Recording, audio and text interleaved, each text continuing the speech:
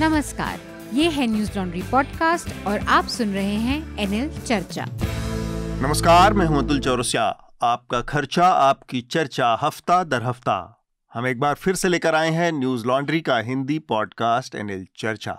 इस हफ्ते चर्चा में हमारे साथ 3 मेहमान जुड़ रहे हैं। हमारे साथ न्यूज लॉन्ड्री के हमारे 2 साथी, हमारे कॉलमनिस्ट आनंद वर्धन हैं। आनंद, स्वागत है चर्चा में आपका। नमस्कार। इसके अलावा हमारे और एक साथी शार्दुल कात्यायन भी हैं। शार्दुल, आपका भी स्वागत चर्चा में। नमस्कार। और साथ में हमारे एक मेहमान जुड़ रही हैं, स्मिता शर्मा। स्मिता को आपने पिछले हफ्ते भी देखा था और समय समय पर चर्चा का हिस्सा रही हैं। स्मिता सीनियर जर्नलिस्ट हैं, विदेश मामलों पर तमाम देशों से, अलग अलग जगहों से आपने इनकी रिपोर्टिंग देखी है।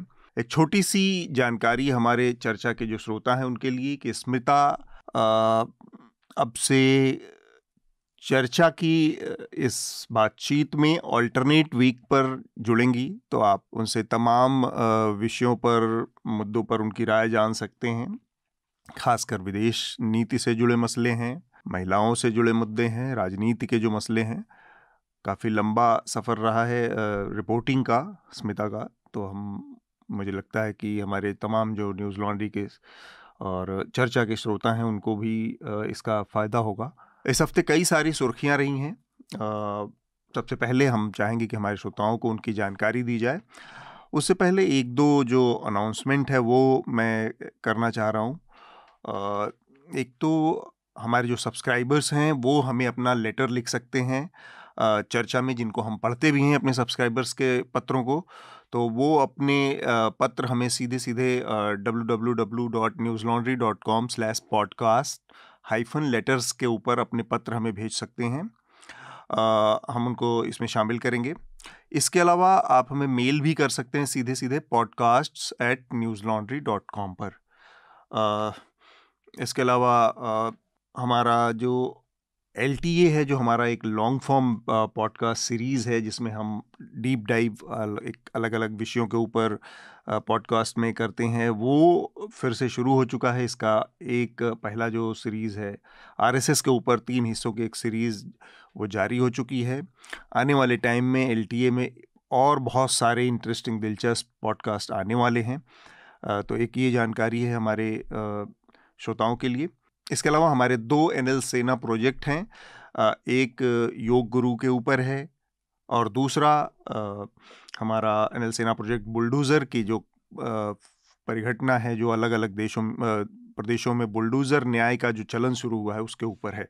तो इनको आप अपना समर्थन दे सकते हैं। जो इस हफ्ते सुर्खियां हैं, मैं चाहूँगा शार्दुल एक बार आप जल्दी से उनके बारे में हमारे श्रोताओं को अवगत कराएं, फिर हम चर्चा को आगे बढ़ाएंगे। जी अतुल, इस हफ्ते काफी सारी हेडलाइंस रही। सबसे पहले अभी एक खबर आ रही है कि राजस्थान के बाड़मेर में MiG-21 फिर से क्रैश हो गया है और उसमें 2 पायलट्स की जान चली गई है। MiG का, जैसा हम सभी देखते रहे हैं खबरों में, लगातार बार बार क्रैश होता रहा है और एक टाइम्स ऑफ इंडिया की रिपोर्ट बताती है कि 1971-72 से 400 MiG क्रैश हो चुके हैं, जिसमें 200 पायलट और 50 ग्राउंड वर्कर्स की जान जा चुकी है। तो ये खबर की और जानकारी आनी भी बाकी है जी। इस हफ्ते राज्यसभा में अभी तक विपक्ष के 23 सांसदों को सदन से सस्पेंड किया जा चुका है और 4 सांसद लोकसभा से भी निलंबित हुए। इसकी पृष्ठभूमि में 18 जुलाई से संसद का मानसून सत्र शुरू हुआ था और विपक्ष महंगाई और इन्फ्लेशन पे लंबी चर्चा की मांग कर रहा था। इसी को लेकर सांसद प्रदर्शन कर रहे थे। सरकार का कहना था कि वो चर्चा वित्त मंत्री के कोविड से ठीक होने के बाद करेगी। आज हम इस पर चर्चा भी करेंगे।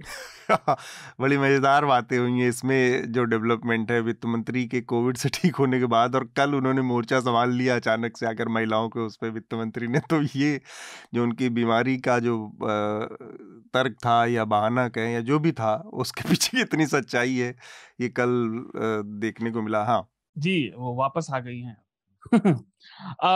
दूसरी खबर म्यांमार से है, हम आज इस पर भी बात करेंगे। सोमवार 25 जुलाई को म्यांमार में सेना की सरकार, मिलिट्री जनता ने, वहां जनतंत्र के एक्टिविस्ट थे 4, उनको मृत्युदंड दे दिया।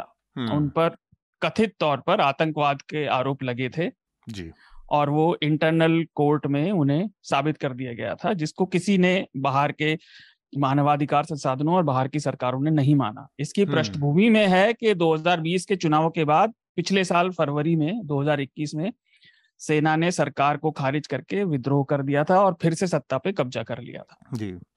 तीसरी सुर्खी भी संसद से केंद्रीय राज्य मंत्री जितेंद्र सिंह ने लोकसभा में बुधवार को बताया कि 2014 से अभी तक 2022 तक सरकारी नौकरी के लिए 22 करोड़ 5 लाख लोगों ने आवेदन किया था, लेकिन इनमें से नौकरियां केवल 7,22,000 लोगों को ही मिली।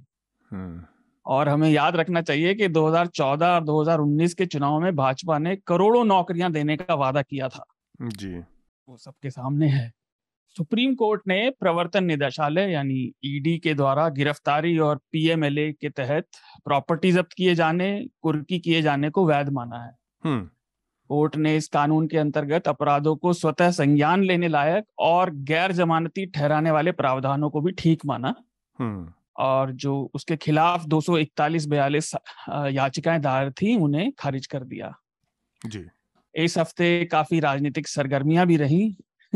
लोकसभा में कांग्रेस के नेता अधीर रंजन चौधरी ने नई राष्ट्रपति द्रौपदी मुर्मू को राष्ट्रपत्नी बोल दिया, जो कि गलत था और इस पर बवाल खड़ा हुआ। फिर यह बवाल संसद भवन में भी आया और कल संसद सत्र के से अलग सोनिया गांधी और स्मृति ईरानी के बीच कुछ कहासुनी भी हो गई।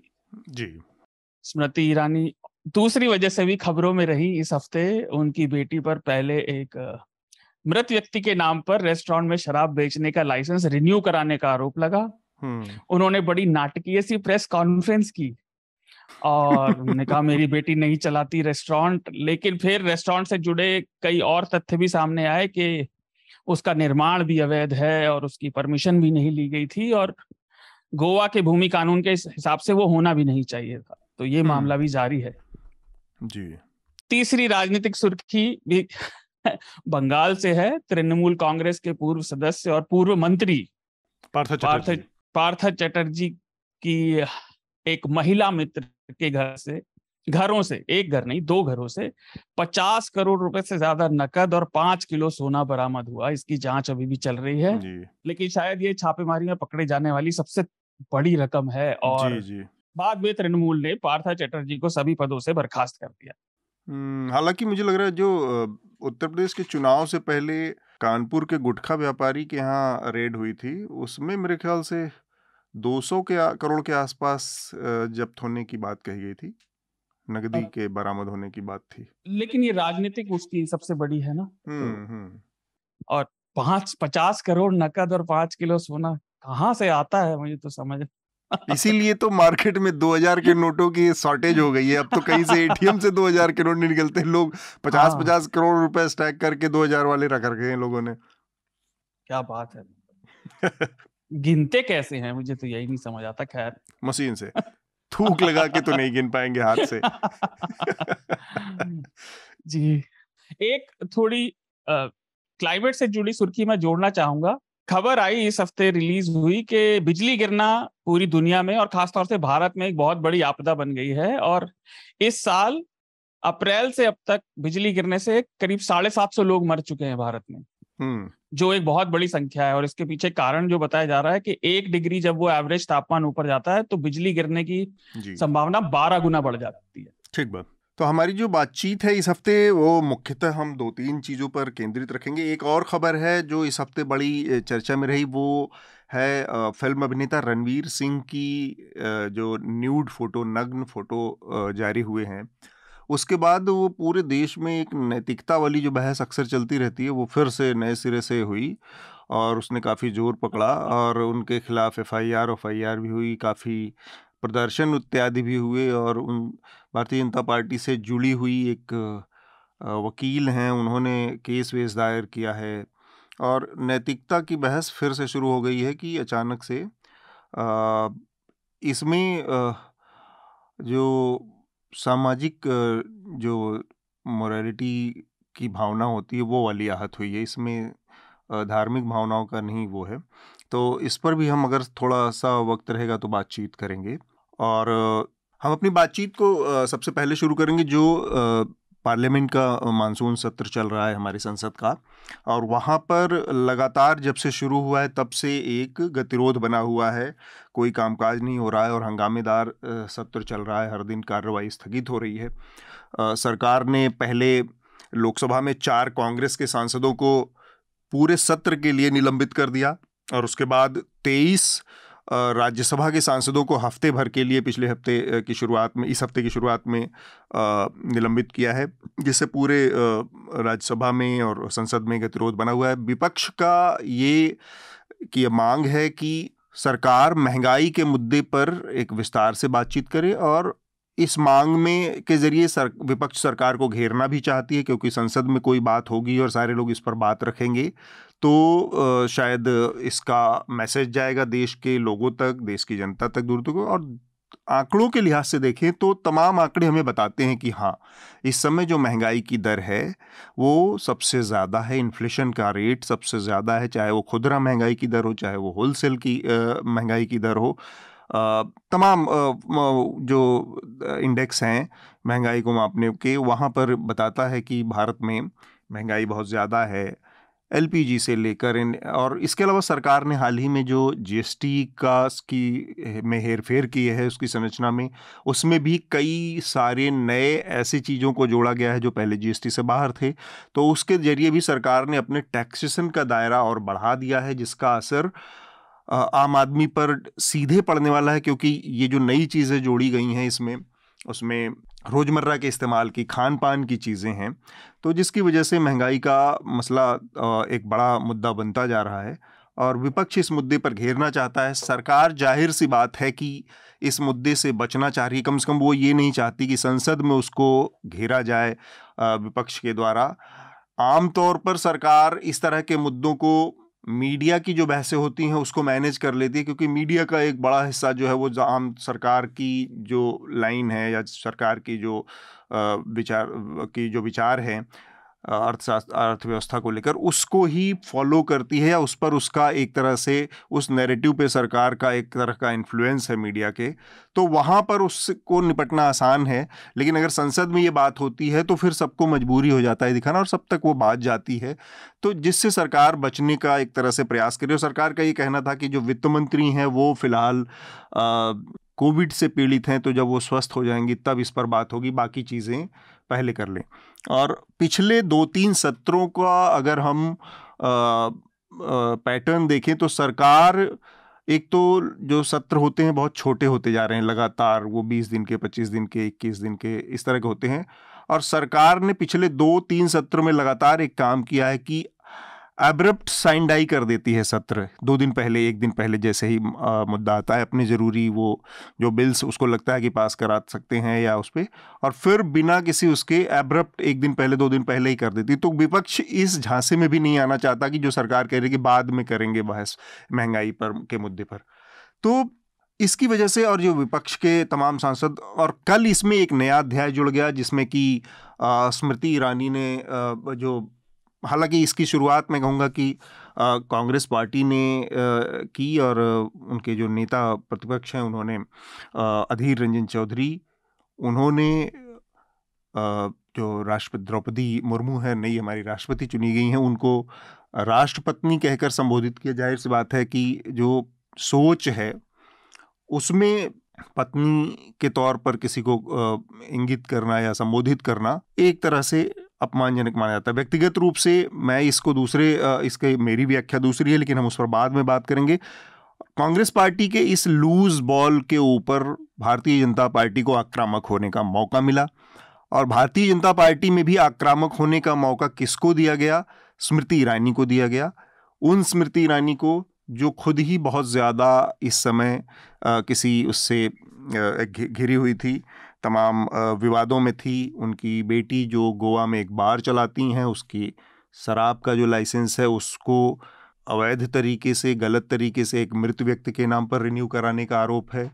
वो जो प्रॉपर्टी है उसके लैंड यूज़ का में गड़बड़ी करने का मसला है। और स्मृति ईरानी ने इस सब के ऊपर एक प्रेस कॉन्फ्रेंस करके अपना बचाव किया कि उनकी बेटी पढ़ती है, वो बार नहीं चलाती, जबकि डिजिटल मीडिया के तमाम प्लेटफॉर्म्स पे इस बात के तमाम सबूत बिखरे हुए हैं, जहां पर उनकी बेटी जो है वो प्रमोट कर रही हैं, अपना बता रही हैं उस रेस्टोरेंट को। खुद स्मृति ईरानी ने अपने इंस्टाग्राम पर बाकायदा उनको टैग करते हुए उसका प्रमोशन किया है। अलग अलग चीज़ें हैं। और इससे जुड़ी एक रिपोर्ट है प्रतीक गोयल की, जो न्यूज़ लॉन्ड्री पर है, जिसमें उन्होंने इन संपर्कों को सिली सोल्स जो रेस्टोरेंट और बार है गोवा का, उससे ईरानीज के जो संबंध हैं, जो उनके पति हैं, उनके जो पार्टनर हैं, उन लोगों से संबंधों को, कौन लोग निदेशक है, उसको जोड़ते हुए एक रिपोर्ट की है, जिसमें ये बात आ रही है कि वही लोग हैं जो उनके अलग अलग बिजनेसेस में पार्टनर हैं। तो ये पूरी एक मैंने आपके सामने खाका पेश किया। मैं सबसे पहले चाह रहा हूँ कि जो पार्लियामेंट में स्थिति बनी है, जिसमें सांसदों को निलंबित कर दिया गया है, 4 सांसदों को पूरे सत्र के लिए निलंबित किया गया है, 23 सांसदों को 1 हफ्ते के लिए निलंबित किया गया है।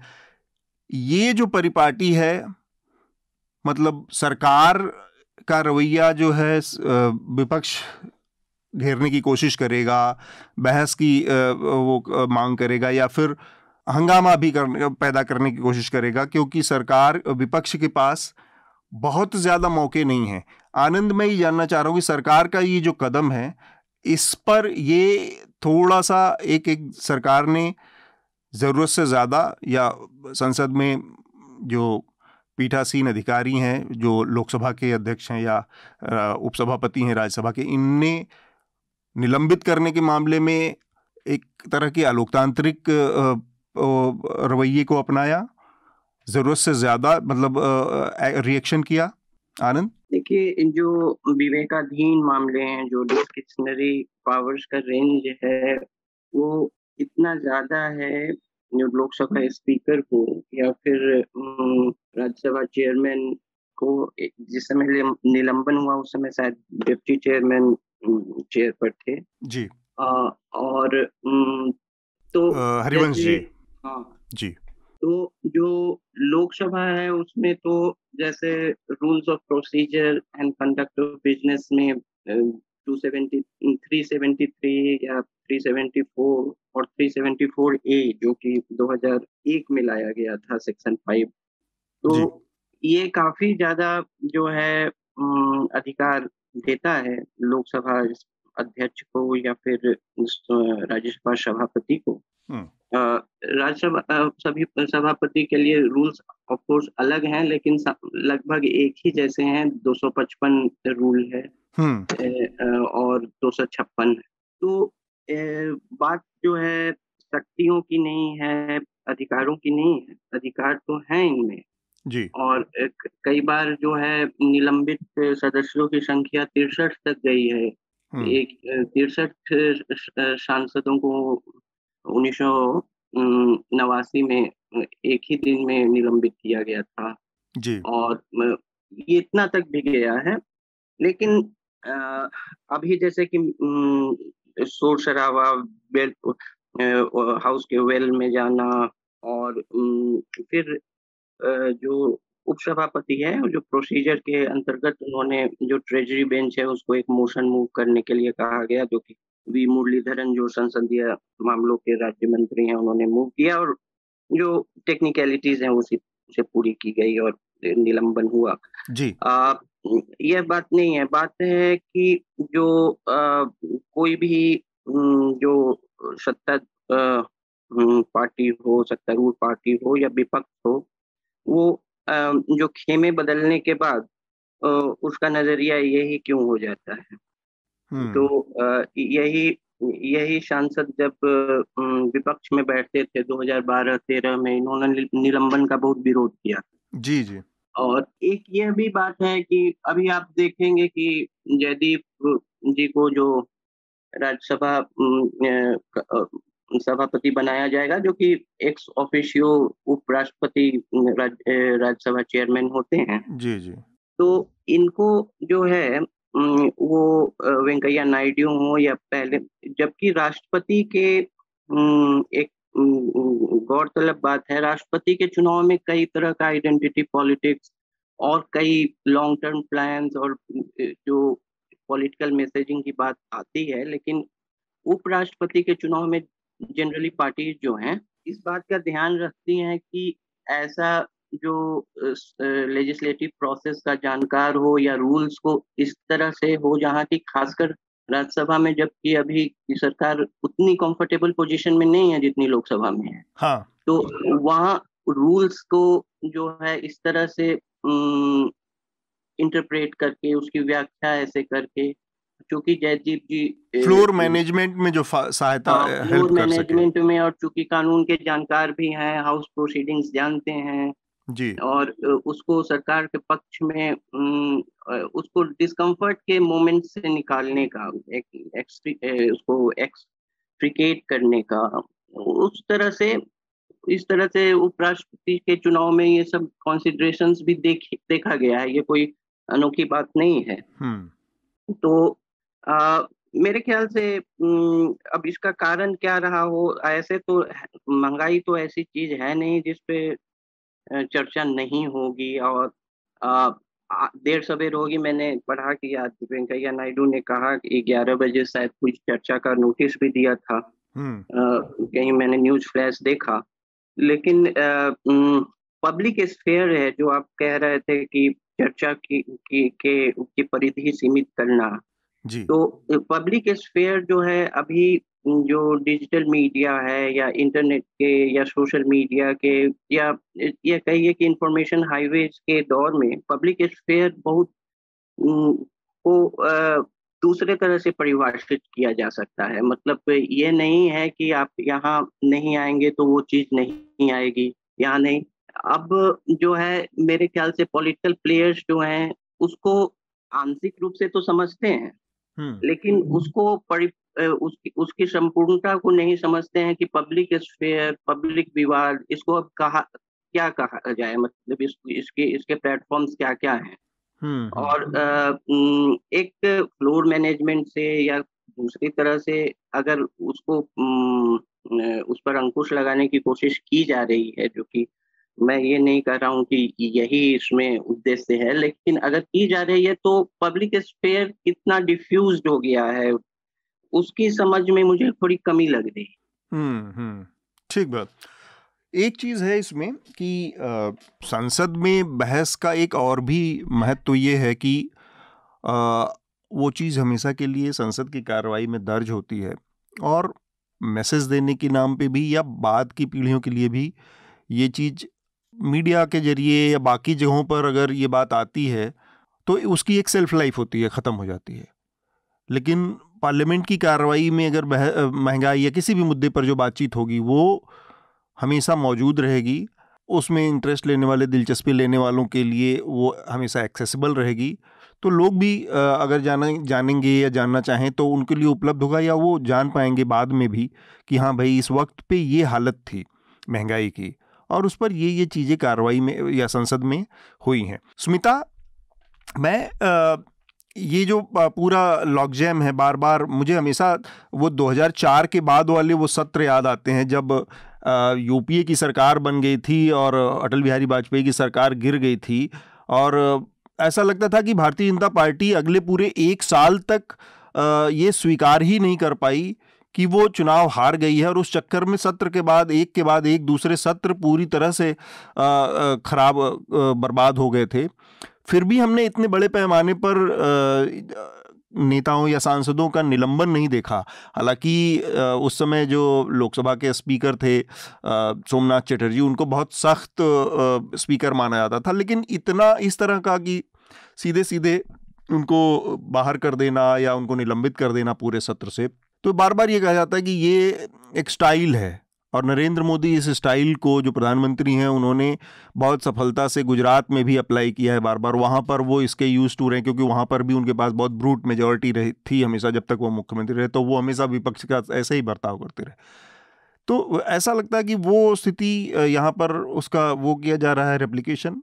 हाय अतुल और हम सारे पार्टिसिपेंट्स को हेलो, आपके जो सुनने वाले हैं लोगों को सबसे पहले तो थैंक यू जो आपने बहुत काइंड इंट्रोडक्शन दिया मेरा, and I am looking forward कि ये कोलैबोरेशन में आगे हम और ज्यादा जो है चर्चाओं में जुड़ सके। और मैं जानती हूँ कि मैं काफी अंग्रेजी शब्दों का इस्तेमाल करती हूँ, आपके सुनने वाले बहुत ज्यादा जो है शायद उससे थोड़ी परेशानी महसूस करें, उसके लिए पहले से ही माफी, कोशिश करूंगी कि उसे नहीं, थोड़ा इतना सुधार पाऊं बाइलिंगुअल मैं। तो छोटा मोटा थोड़ा बहुत हैं लोग। हाँ हाँ, लेकिन ये है कि मैं हिंदी चैनल में तो खैर बहुत साल गुजारे मैंने, लेकिन बीच में एक लंबा वक्त रहा जहाँ अंग्रेजी अखबार के लिए लिखा, अंग्रेजी में ही ज्यादातर जो है पढ़ाई लिखाई की, तो थोड़ा सा उस राइट। आदत को वापस से सुधारने की जरूरत है। लेकिन देखिए, जो ये मसला है ना अतुल, मुझे इसमें लगता है 2-3 पॉइंट्स जो क्योंकि पिछले कुछ 5-6 सालों से मैंने सक्रिय रूप से जो है पार्लियामेंट कवर नहीं किया है, जी और राजनीति को मैं थोड़ा सा डिस्टेंस से ही देख रही हूँ क्योंकि विदेश नीति पर ही ज्यादा जोर रहा है।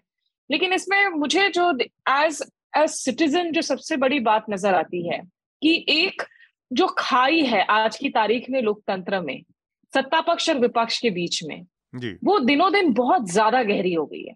उसे पाटना बड़ा मुश्किल लग रहा है। पिछले साल नवंबर में 12 विपक्षी सांसदों को निलंबित कर दिया गया था पूरे सत्र के लिए। जी इस साल आपने उस नंबर को और आगे बढ़ाकर पहले 19 हुआ, अब 23 हो गया। 23 हो गया।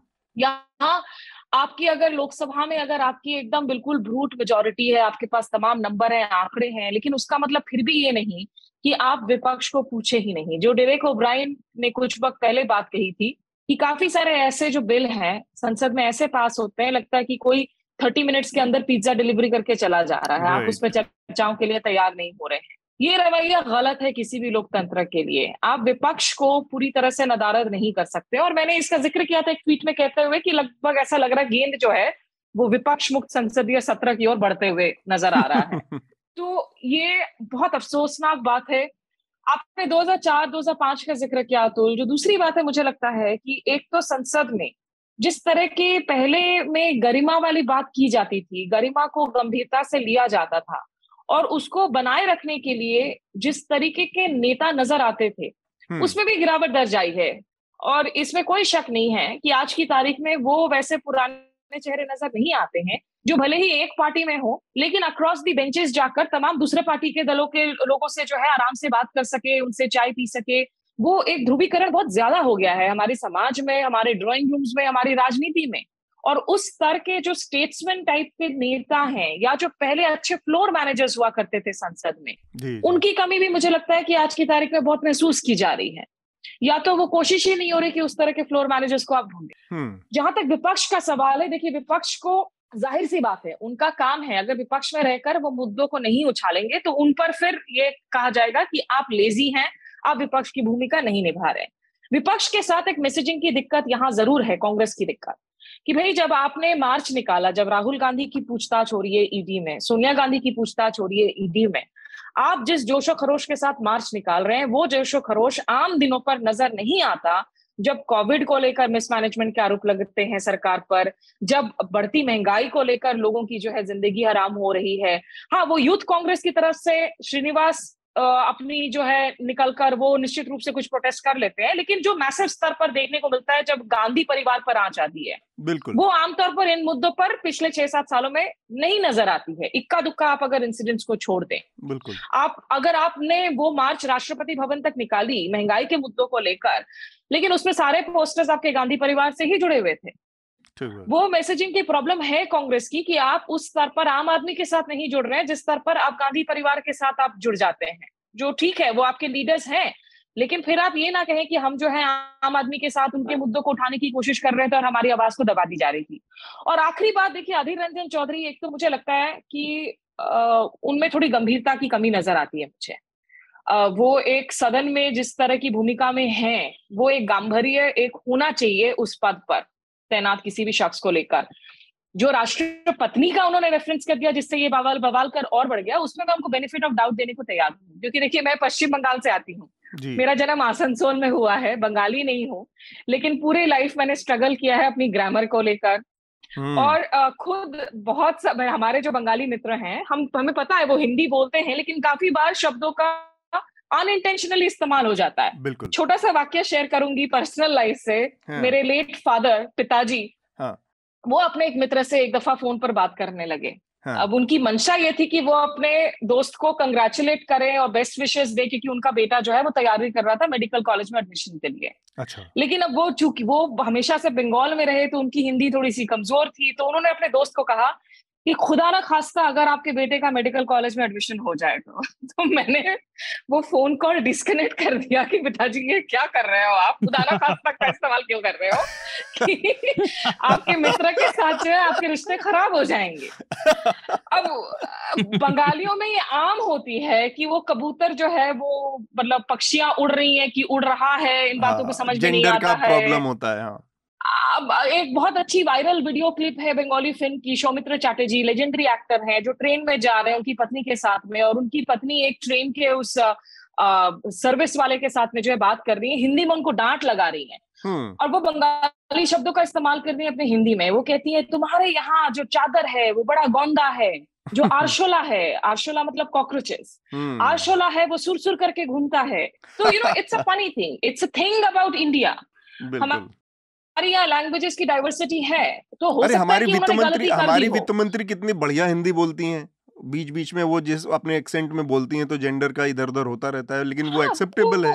तो आप हर चीज पर जो है आप इतना बवाल खड़े होकर सडनली स्मृति ईरानी जो इस पर इतनी नाराज हो जाती हैं, लेकिन ऑन अ सीरियस नोट मैंने आज तक स्मृति ईरानी जी को हाथरस का मामला हो, किसी दलित बेटी के मौत का मामला हो, दिल्ली में किसी महिला के रेप का मामला हो, कभी इतना तड़कते भड़कते नहीं देखा मैंने।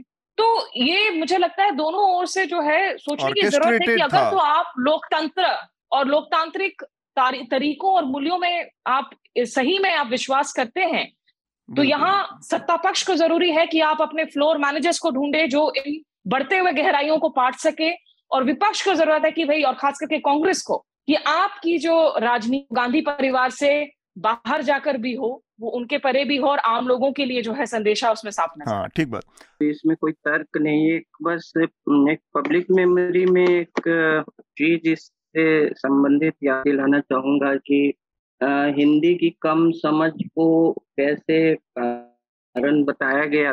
तो 1997 में अगर कुछ लोगों को याद हो तो मणिशंकर अय्यर ने एच.डी. देवेगौड़ा को निकम्मा कहा था, तो निकम्मा प्रधानमंत्री। तो शायद उनके कहने का मतलब था कि बेअसर, प्रभावहीन। तो उन्होंने फिर उसका स्पष्टीकरण दिया था कि it was an act of solecism. तो सोलेसिज्म अंग्रेजी में अर्थ होता है कि इम्प्रॉपर यूज और रॉन्ग यूज ऑफ लैंग्वेज। तो उन्होंने भी जो है निकम्मा शब्द ऐसे अनपार्लियामेंट्री माना जाएगा। निकम्मा का कुछ और भी सेंस हो सकता है, पर प्रधानमंत्री के लिए खासकर ये यूज नहीं किया जाता, नहीं हो सकता, बिल्कुल। तो उन्होंने भी एक मुझे समानता लगी कि हिंदी के कम ज्ञान को ही कारण बताया था। ठीक बात। इसमें से अतुल, मैं इसे एक बात जोड़ दूं कि और जब इस आग की बात करते हैं, जो आग मतलब जिसकी वजह से हमारा संसदीय सत्र जो है जिस आग में जल रहा है, और उसमें जब आप ऐसे तड़के लगा देते हैं, बीच बीच में खबरें आ जाती हैं कि हम ये शब्द भी संसदीय हो जाएंगे, ये बुकलेट जारी कर देंगे, विपक्ष करेगा क्या? विपक्ष का काम ही है इन दिनों, जब भैया उनके पास सत्ता नहीं है तो उनको कोई नारेबाजी तो करनी होगी, स्लोगन यदि करना होगा, और आप सारे शब्दों पर भी अगर आप बैन लगाएंगे तो वो भी दिक्कत की बात है। शार्दुल, ये जो पूरा बहस चल रही है और पार्लियामेंट में जिस तरह से लोगों को सांसदों को बैन किया गया है, इस पर मैं आपकी पहले एक टिप्पणी, क्योंकि आप बहुत देर से सुन रहे हैं, आनंद ने भी बहुत विस्तार से और स्मिता ने भी अपनी बात विस्तार से रखी है, आपकी बात यहाँ पर मैं जानना चाह रहे हैं हम। इसके बाद फिर इसका दूसरा जो पहलू है जिस पर स्मिता ने थोड़ी सी बात की है, जो अधीर रंजन चौधरी की वजह से पैदा हुए हालात हैं, उस पर हम आएंगे। पहले आप। तो अधीर रंजन जी की बात नहीं करेंगे, लेकिन जैसा कि आनंद ने बताया और स्मिता जी ने बताया कि विपक्ष के पास मंच नहीं बचे हैं, तो अगर वो वेल में पट्टे और साइन बोर्ड लेकर भी जा रहे हैं तो उनके पास और जरिया क्या है? और जो बात अभी कही कि संसदीय परिवेश और आपसी समझ कम हुई है, तो वो इस आपसी वैमनस्य का भी कारण है। पहले मतभेद होते थे, ऐसा नहीं कि पहले की सरकारें बड़ी उदारवान थी, लेकिन मतभेद आपसी वैमनस्य तक नहीं पहुंचते थे। और उसका एक कारण जो मुझे लगता है कि संसद चलाना अब सरकार की अकाउंटेबिलिटी का हिस्सा नहीं रहा है। पहले क्या होता था, अगर सरकार, क्योंकि संसद के कामकाज को चलाना ये सरकार की जिम्मेदारी है। अरुण जेटली की वो बात तो भारतीय संसदीय इतिहास में दर्ज हो गई है। संसद के काम को डिसरप्ट करना विपक्ष का एक मौलिक हिस्सा है, उनका अधिकार है ये, उनके पास और कोई जरिया नहीं है, सत्ता पक्ष में आप बैठे हैं तो संसद चलाना। लेकिन अब अगर अकाउंटेबिलिटी का हिस्सा नहीं रहा तो सरकार को उससे फर्क नहीं पड़ता। भाजपा को लेकर एक बात और मुझे लगता है, ये मेरा व्यक्तिगत विचार है, उन्हें अरुण जेटली की कमी यहाँ खल रही है। वो इस मामले में बड़े निपुण थे। और आप देखिए संसद से जुड़े दूसरे मुद्दे भी हैं, हमने इस पर पहले बात की है, पत्रकारों के लिए कोविड प्रोटोकॉल अभी हटे नहीं है, तो सरकार उस अकाउंटेबिलिटी पे आ ही नहीं रही, और क्योंकि वो बात जनता के बीच नहीं जा रही। एक बात और, विपक्ष के लिए खुलकर अपनी बात रखने के मंच नहीं बचे हैं। ये जो बहस चल रही है जिस वजह से प्रदर्शन थे, इसका हिस्सा ये भी है कि महंगाई और इन्फ्लेशन पर बहस कितनी लंबी हो। अब सरकार कह रही है कि वित्त मंत्री जी को कोविड हुआ था और अब वो ठीक हैं, तो लेकिन जब तक वित्त मंत्री नहीं आएंगी तो चर्चा नहीं हो। भैया कोई पर्सनल प्रोजेक्ट थोड़ी है, मैं किताब थोड़ी लिख रहा हूँ यहाँ। प्रशासनिक कामों में व्यक्ति के चले जाने से राज्य मंत्री हैं वित्त विभाग के, और भी लोग हैं।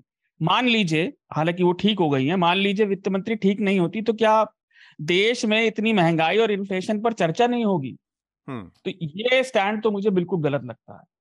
प्रशासनिक काम किसी व्यक्ति के जाने से नहीं रुकने चाहिए। और एक बात और, उनके मातहत भी जूनियर मंत्री भी हैं और भी तमाम जिम्मेदार लोग हैं जो इस पर बातचीत कर सकते हैं। हाँ, और एक बात जिसका जिक्र आपने किया था कि सरकार कह रही है पहले हम काम कर ले फिर कर लेंगे बात, तो सरकार पर विश्वास नहीं बचा है, क्योंकि पहले भी ऐसा हुआ है, विपक्ष बाद में हाथ मलता रह गया और फिर उसे बात करने का मौका नहीं मिला। बिल्कुल वही जो मैंने कहा कि फिर जैसे ही विपक्ष को इस बात का भी हमेशा एक इनसिक्योरिटी अब है कि जिस तरह से पिछले 2-3 सत्रों में किया कि एब्रप्टली 2 दिन पहले 1 दिन पहले फिर सैंडाई हो जाता है सत्र। तो इस तरह का अगर सरकार टैक्टिक्स अपनाएगी तो कैसे फिर विपक्ष उनके ऊपर भरोसा करेगा? इसका जो दूसरा पहलू और हमारे सामने इस समय फिर से आया, कल जो परिस्थितियां हुई जिसका जिक्र स्मिता ने संक्षेप में किया, अधीर रंजन चौधरी जो कि लोकसभा में नेता प्रतिपक्ष उनको कांग्रेस ने बनाया, ये कांग्रेस पार्टी के अंदर की अपनी जो गड़बड़ियां जो इस समय बहुत मुखरता से सामने आ रही हैं, मैं कहूँ कि ये बहुत लंबे समय तक ये इन गड़बड़ियों को प्रश्रय दिया गया, इनको एक तरह का सहारा दिया गया, क्योंकि सत्ता जब तक साथ में रहती है तब तक बहुत सारी गड़बड़ियों के ऊपर पर्दा बना रहता है। अधीर रंजन को जैसे नए अनुभवहीन आदमी को नेता प्रतिपक्ष बनाने का सिर्फ एक मकसद ये था कि बहुत लाइटवेट आदमी थे, जिनसे परिवार को, फर्स्ट फैमिली को कोई खतरा नहीं महसूस होता था। लेकिन संसदीय प्रक्रियाओं में संसद के अंदर जो पद हैं, जो उसकी उस पद से जुड़ी जो जिम्मेदारी और उसकी जो गंभीरता है जिसका जिक्र स्मिता कर रही थी, वहां पर आप किसको बैठाते हैं, इसमें सिर्फ और सिर्फ आपकी व्यक्तिगत इनसिक्योरिटी अगर काम कर रही है तो ये अपने आप में एक बहुत बड़ा सवाल है कि आप अधीर रंजन, मतलब मैं समझ रहा हूं कि जब से 2019 के बाद से ये तीसरा चौथा मौका होगा जहां पर अधीर रंजन के किसी बयान की वजह से किरकिरी हुई है कांग्रेस पार्टी की। इसके बावजूद उनको उस पद पे बनाए रखना, और इस तरह का जहां पर उन्होंने देश की जो सर्वोच्च संवैधानिक पद है, राष्ट्रपति के पद पर द्रौपदी मुर्मू को उन्होंने राष्ट्रपति कहकर, मुझे लगता है कि उनसे भाषा की गड़बड़ी की वजह से चाहे जो हुआ ये गड़बड़ी हुई हो, या फिर हालांकि ये भाषा की गड़बड़ी से मुझे नहीं लगता हुआ हो, एक हल्केपन में तंज करने की मंशा से हुई हो, जो भी हुआ, लेकिन वो एक तरह की लायबिलिटी जैसे हैं। ऐसे व्यक्ति के ऊपर इतनी गंभीर जिम्मेदारी देखे आप, जब विपक्ष घेर सकता था, जब सरकार मुंह चुरा रही थी महंगाई जैसे इतने महत्वपूर्ण मुद्दे से, तब भारतीय जनता पार्टी ने इस एक छोटे से मोमेंट का, अवसर का इस्तेमाल इतना बड़ा वितंडा खड़ा करने में किया। और फिर मैं भारतीय जनता पार्टी की उन 2 हिपोक्रेसीज की बात करूंगा, जो एक स्मृति ईरानी कल ऐसे दहाड़ रही थी, और वो स्मृति ईरानी एक प्रेस कॉन्फ्रेंस करने गई जब उनकी बेटी पर के ऊपर सवाल उठे बार के ऊपर, तो भारतीय जनता पार्टी ने उनको लगभग छोड़ दिया था।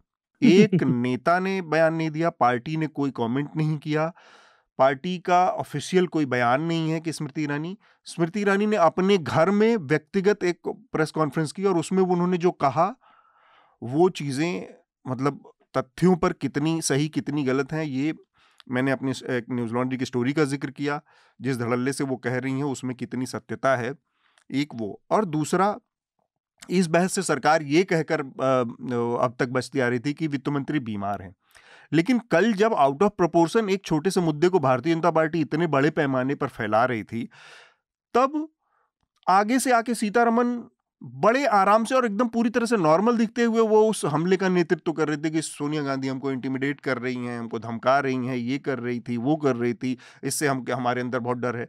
मतलब एक इस तरह का फैब्रिकेटेड, ऑर्केस्ट्रेटेड पूरा वो पार्लियामेंट के फ्लोर पे दोनों तरफ से चल रहा है। हमें नहीं मालूम कि सोनिया गांधी ने क्या कहा और स्मृति ईरानी ने कहा, हम उस बहस में नहीं जा रहे, लेकिन सरकार की ये जो दो चीजें हैं कि स्मृति ईरानी अपने ऊपर जितने बड़े सवाल पर नहीं बोल रही और एक छोटे से मुद्दे पर जितना तेज हल्ला कर रही थी, ये सारी चीजें मिलाकर सरकार की पूरी नीयत को एक तरह से हमारे सामने एक्सपोज करती हैं। कांग्रेस की जहां तक समस्या है, जो वो अधीर रंजन चौधरी जैसे नेताओं को बढ़ाने की अपनी इनबिल्ट दिखते हैं उस पार्टी में, और वो उस पर हमने बात कर ही लिया। मैं सबसे पहले चाहूंगा शार्दुल, आनंद और स्मिता अपनी अपनी बात इस पर रखें। अतुल, आपकी बात सही है, क्योंकि अगर आप मतलब मेरे मत में जो पहले कांग्रेस के नेता थे मोदी सरकार के पहले सेशन में 2014 से 19 तक, मल्लिकार्जुन खड़गे जी, वो कहीं ज्यादा बेहतर नेता थे इस मामले में। लेकिन अधीर रंजन चौधरी, जैसा आपने बताया, लगातार ये करते रहे हैं। और मैं आपकी इस बात से भी एग्री करता हूं कि ये स्लिप ऑफ टंग नहीं था, क्योंकि उसी बयान में उन्होंने पहले राष्ट्रपति बोला, फिर उसे कहकर राष्ट्रपति बोल दिया। और जिन्हें भाषा का नहीं पता, पति शब्द केवल दाम्पत्य से जुड़े उसके लिए नहीं है। पति हिंदी में बहुत सारी चीजों के लिए यूज होता है, अधिपति, करोड़पति, निधिपति। तो यहाँ पति का मतलब दूसरा है, पति पत्नी वाला मतलब नहीं है।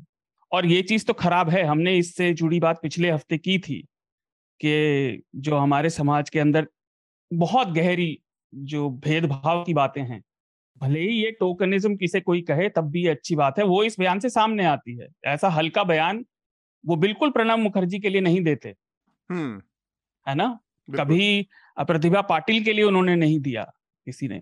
तो ये चीजें हैं। अब कांग्रेस की कमजोरी पर तो हम बात करते भी रहते हैं। रही बात स्मृति ईरानी जी की और संसदीय व्यवहार की, तो फिर बात वहीं आती है कि आप देखिए, इससे एक जुड़ी बात और मैं जोड़ना चाहूंगा। सरकार कह रही है सांसदों से, राज्यसभा के सांसदों से, कि आप माफी मांग लें और फिर से आ जाएं सदन में।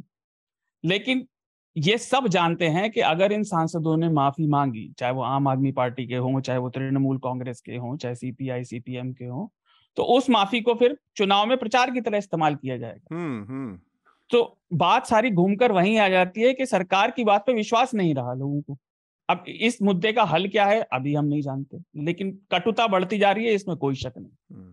और माफी मतलब पार्लियामेंट्री कार्रवाई में अपने विरोध के अधिकार को कॉम्प्रोमाइज करने वाली बात है कि आप माफी किस चीज की मांगे, क्योंकि मैंने जनता के मुद्दे पर सरकार का विरोध किया, इसके लिए माफी, तो ये अपने आप में बहुत रॉन्ग मैसेजिंग है। स्मिता? हाँ जी बिल्कुल। देखिए इसमें कुछ लार्जर क्वेश्चंस भी आ जाते हैं अतुल, क्योंकि बहुत इंटरेस्टिंग जो आर्टिकल्स भी सामने निकल कर आ रहे हैं कि कॉन्स्टिट्यूएंट असेंबली की डिबेट्स में ही जिस बात को लेकर डिबेटिंग हुई कि भाई राष्ट्रपति शब्द को आप इस्तेमाल करें या नहीं करें, जवाहरलाल नेहरू और डॉक्टर बी.आर. अम्बेडकर के बीच में जो तमाम डिस्कशंस हुए थे, और जिस तरह के उस वक्त जो वैकल्पिक शब्दों का यूज किया जा रहा था कि या सरदार, प्रधान, नेता, कारंधर, क्या इन शब्दों का इस्तेमाल करें, तो एक तो मुझे लगता है इससे एक लार्जर डिबेट निकल सकती है कि भाई क्या जेंडर न्यूट्रल टर्म्स के लिए हम इस्तेमाल हमें करने की जरूरत है, जहां तक संवैधानिक पदों का सवाल है, क्या राष्ट्रपति शब्द जेंडर न्यूट्रल है या नहीं। और कांग्रेस की तरफ से जिन्होंने देश को पहली महिला राष्ट्रपति दिया प्रतिभा पाटिल में 2007 में, उनके मतलब नेता की तरफ से इस तरह से ये पहला उनका भले ही स्लिप ऑफ टंग हुआ हो, बाद में मैं भी मानती हूँ कि ये फिर डिलिबरेटली जो है यूज किया गया था। और अधीर रंजन चौधरी की मुश्किल रही है, वो बार बार जो है इस तरह से सेक्सिस्ट रिमार्क्स में फंसे हैं।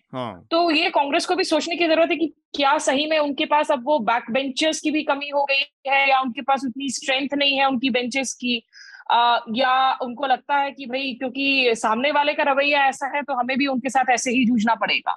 ये दिक्कतें जो है मुझे लगता है कि इस पर कहीं आगे चलकर बात करने की जरूरत है। लेकिन हाँ, ये जरूर है कि तमाम छोटे से छोटे मुद्दे को लेकर कांग्रेस को घेरने में बीजेपी की जो रणनीति है वो बहुत तेजधार है, वो बहुत आक्रामक है। कांग्रेस उस तरीके से बीजेपी को नहीं घेर पाती है बड़े से बड़े मुद्दे पर भी। और तो और मतलब राज्यसभा के अंदर जो हमारा पहला मुद्दा पहले पे हम बातचीत कर रहे थे जो राज्यसभा के अंदर जब तक हामिद अंसारी साहब थे, और अब हामिद अंसारी साहब भी वहां पर नहीं है, राज्यसभा टीवी का जिस तरीके से बदलाव हुआ, उसका जो स्वरूप बदला, संसदीय टीवी चैनलों पर यह भी आरोप लगा कि भाई जब नेता प्रतिपक्ष, जब विपक्षी नेता खड़े होते हैं बात करने के लिए, तो आप उनसे कैमरा तक हटा देते हो।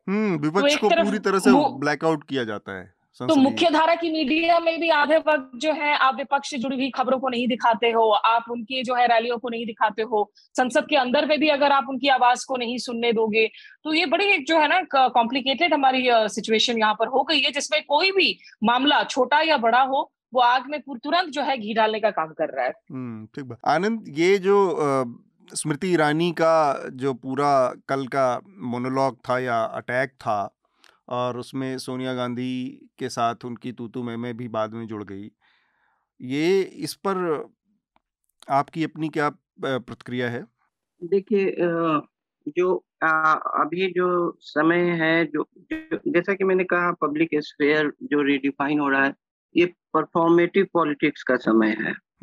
उसमें टाइमिंग और ये सब सारी चीजें बहुत महत्व रखती हैं। बस मैं एक चीज रोक के आपको ये कह रहा था, ये परफॉर्मेटिव जर्नलिज्म का भी टाइम है। हाँ। तो परफॉर्मेटिव पॉलिटिक्स जो है, अब जो आईबॉल ग्रैबिंग हो वगैरह, तो पोलेमिक्स का, रेटोरिक्स का वो अपना स्थान रखता है, शायद हमेशा रखता था, लेकिन अब जो रिकॉन्फिगर हुआ है पब्लिक स्फीयर, उसमें इसका महत्व बढ़ गया है।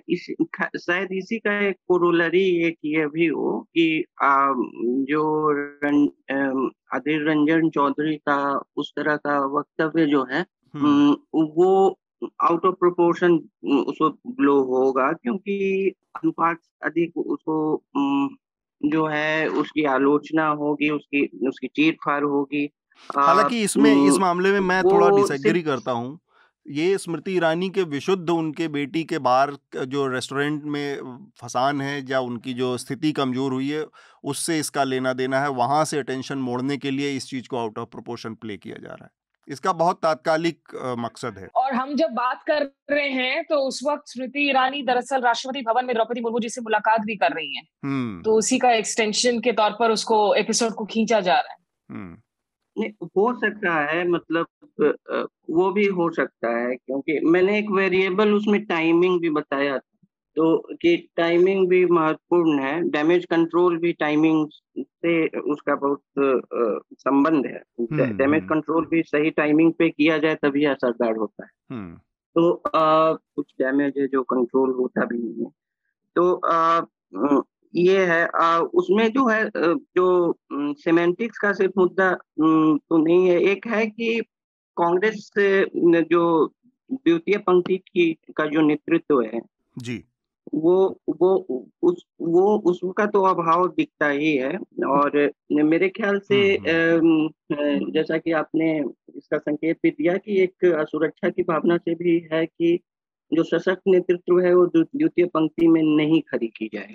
और कम्युनिकेशन के, जबकि जब परफॉर्मेटिव पॉलिटिक्स का समय है, तो कम्युनिकेशन जो है, संवाद जो है, उसका बहुत महत्व है।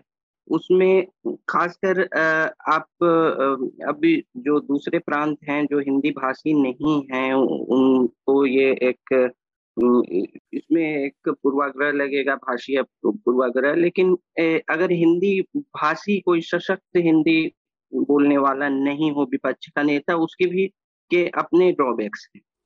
तो एक इस कई बार यह भी इस देश में बहस चली है कि जो गैर हिंदी भाषी प्रधानमंत्री के लिए इस देश में कितनी जगह है, क्योंकि एक देश का एक बड़ा हिस्सा, एक खासकर जनसंख्या का एक बड़ा हिस्सा को वो संबोधित नहीं कर पाएगा।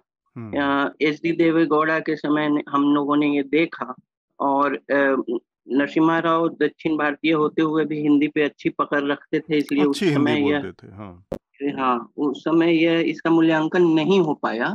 लेकिन यह भी है कि आप विपक्ष में जब संवाद ही आपका हथियार है, उस समय जो है एक गैर हिंदी भाषी को मल्लिकार्जुन खड़गे भी थे, लेकिन उनके साथ भी वही दिक्कत थी कम्युनिकेशन और लैंग्वेज के स्तर पे। वो भी थे। तो मेरे ख्याल से एक गंभीरता की कमी जो है इससे भी दिखती है, क्योंकि ऐसा तो नहीं है कि पूरे हिंदी भाषी प्रांत में कांग्रेस को एक भी ऐसा सशक्त नेता नहीं दिखता हो।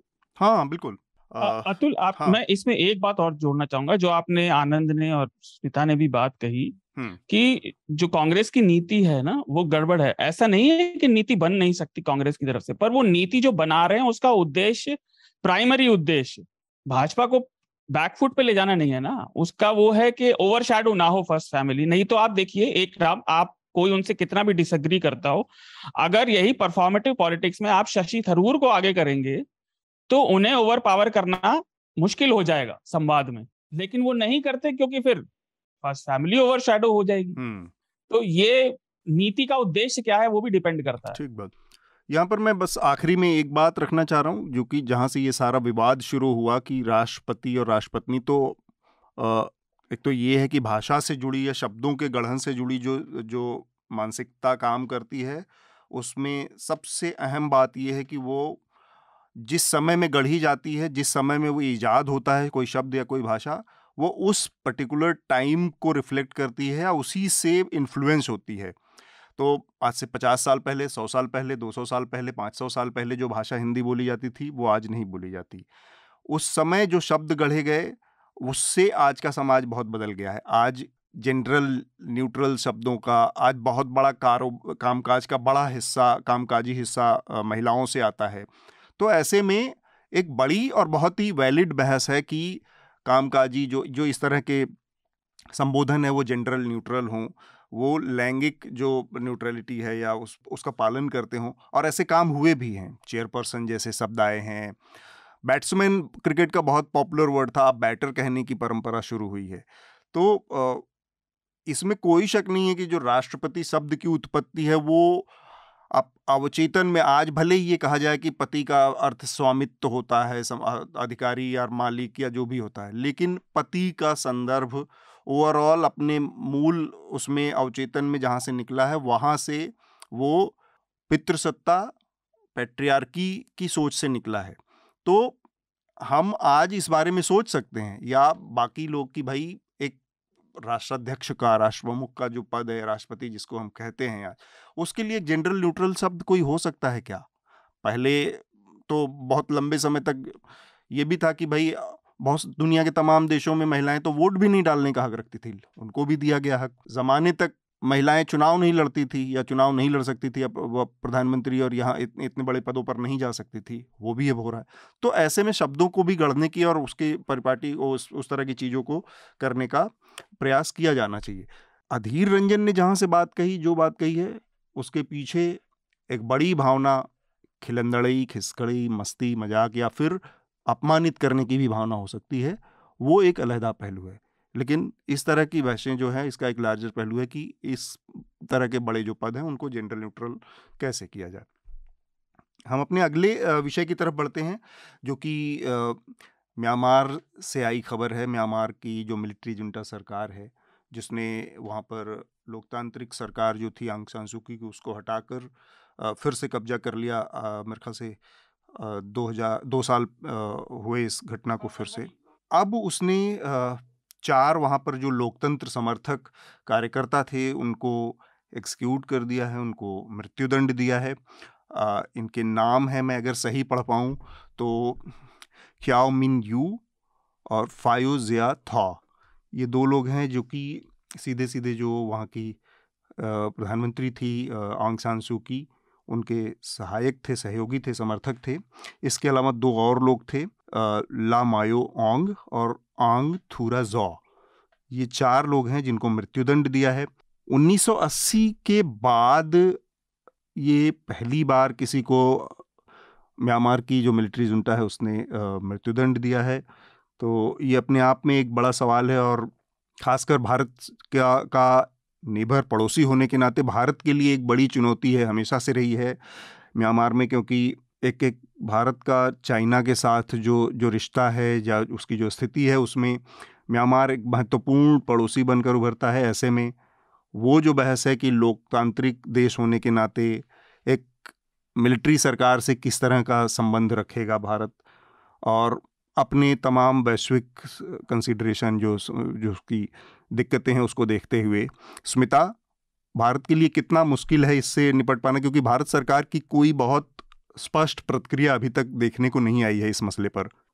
अतुल, मैं भारत की रिएक्शन के पहले थोड़ा सा आपके दर्शकों को क्योंकि समझा दूं, म्यांमार को मुझे लगता है समझना जरूरी हो जाता है। हम वहां पे जब सैन्य शासन की बात करते हैं तो 1962 में जो है वहां की सेना सबसे पहले वहां सत्ता पर काबिज हुई और लगभग 50 सालों तक जो है सेना का वहां पर शासन रहा। तो वहां पर जो लोकतंत्र की जड़ें हैं, एक तो वो नई थी और वो कमजोर रही हैं। लेकिन 80 के दशकों में आपने जिस लास्ट हैंगिंग का जिक्र किया, दरअसल 1988 में और उसके बाद 1988 के बाद ही जो है अपराइजिंग भी हुआ था, वहां पे जन सैलाब उमड़ा था सेना के खिलाफ जी। और उसी जनरेशन के जो है उपज रहे हैं ये सारे जो प्रो डेमोक्रेसी एक्टिविस्ट्स हैं, जो लोकतंत्र के समर्थन में लड़ते रहे हैं। क्यों मिन्यू की अगर मैं बात करूं, उनको जिमी को के नाम से जाना जाता है, वो 53 साल के हैं। अगर आप फ्यो ज़यान थॉ की बात करें, वो 41 साल के थे और वो जो ऑंग सान सूची की जो पार्टी है एनएलडी संसद में, उसके वो सांसद रह चुके हैं। कई सालों पहले दरअसल वो हिप हॉप आर्टिस्ट हुआ करते थे और 2008 में भी उनको गिरफ्तार किया गया था। तो ये सारे वो लोग हैं और म्यांमार में इस तरह की जो है जनसैलाब उमड़े हैं। 2007 की भी अगर हम सैफरन रेवोल्यूशन की बात करें और अभी भी जब वापस से जो है सेना ने वहां पर सत्ता को पलट दिया, तख्ता पलट किया फरवरी 2021 में, कम से कम 100 लोग उस वक्त मारे गए थे। वहां की सेना ने ही नाम बदल दिया था। उन्होंने कहा था कि भाई हम जो है इसे म्यांमार कहेंगे बर्मा की जगह।